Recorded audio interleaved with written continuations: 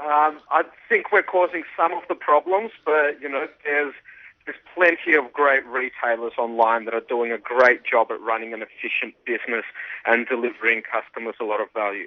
When we say it's a problem, what we really mean is that consumers are getting a better deal by buying over the internet rather than in shops, aren't we? Correct. And, it's the new way of business. Times are changing, and all these big retailers that have had it too easy for too long aren't willing to innovate and change their business model to something that will give consumers better value. And they want to run business how they did 40 years ago and still make profit in 2011. And, to me, I think it's a bit sad when you see businessmen and entrepreneurs crying out for increase in taxes and regulations to try and keep them profitable rather than trying to innovate and create a better business. It's sort of like, I'm sure 100 years ago or so, when Henry Ford started up the production line and started making cars affordable, the whole industry that used to make horse carriages would have been up in arms about it as well, crying for some taxes and regulations to stop the cars being made. Yep. But, progress and innovation is part of human nature, and, people will always demand better value. Ruslan, the federal government has said that there is going to be a productivity inquiry into this. Will you be making a submission to that? No, we've got our blinkers on as such. We are concerned with running our business better and innovating and giving our customers much better value. If we were to dedicate resources to such a submission, it means that we'd be having to pull resources from somewhere else in terms of how to run our business better. Sure.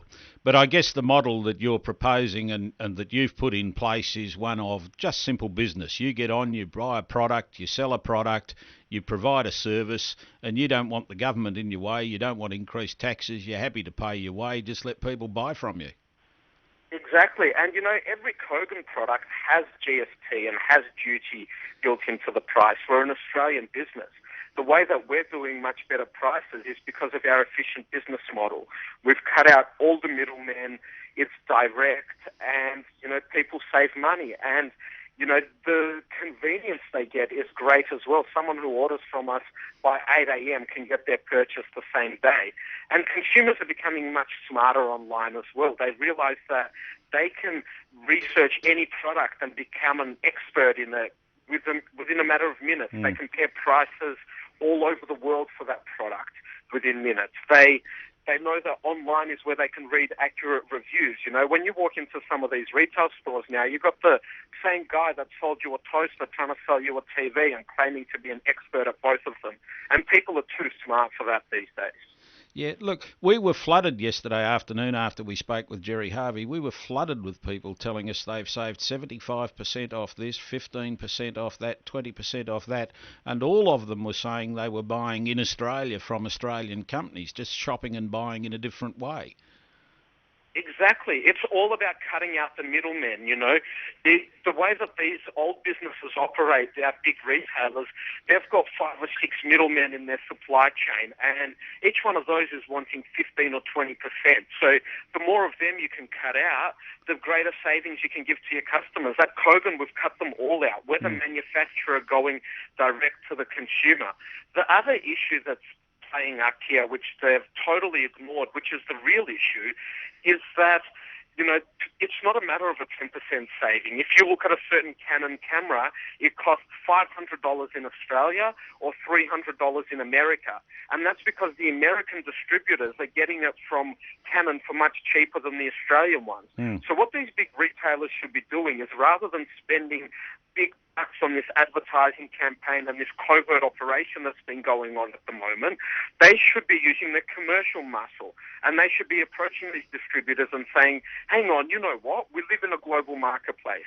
We know what prices these things cost around the world. Unless you're going to give us better prices so that we can benefit our customers, we're going to stop buying from you. And make big, bold statements like that in a commercial manner, not make big, bold statements to the government to try and increase taxes and regulation. Look, what they're really arguing, isn't it, is a really an old-fashioned return to protectionism and tariffs. That's effectively what they're arguing for, isn't it? That's exactly what it is.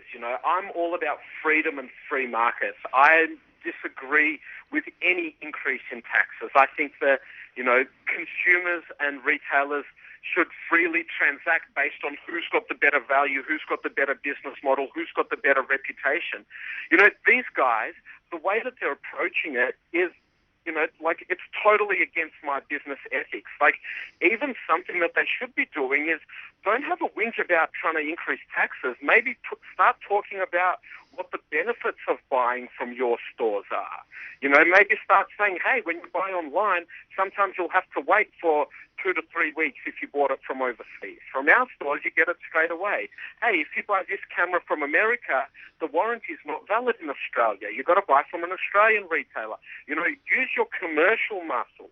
Use your commercial power and explain to customers why they should purchase from you. And, they're totally ignoring that. And they're scapegoating this 10% GST when buying from overseas thing.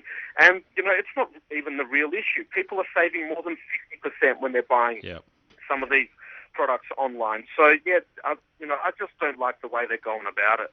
Okay, Ruslan, so what would you be saying to the federal government? Would you be saying to the federal government, just ignore it all and just let us get on with getting on with?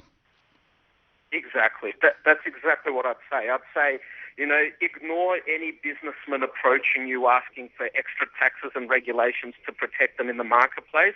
Let the businesses out there compete. Competition is a great thing. And ignore them and make them innovate and create a better way of doing things to benefit the consumer. In 25 years in public life, this is probably the first time I ever really recall someone saying, let's put the tax up, from business saying, let's put taxes up. It's a first for me. I don't know what they're thinking. And it's, they're not looking at the real issue at hand. And I think, they must have some sort of ulterior motive.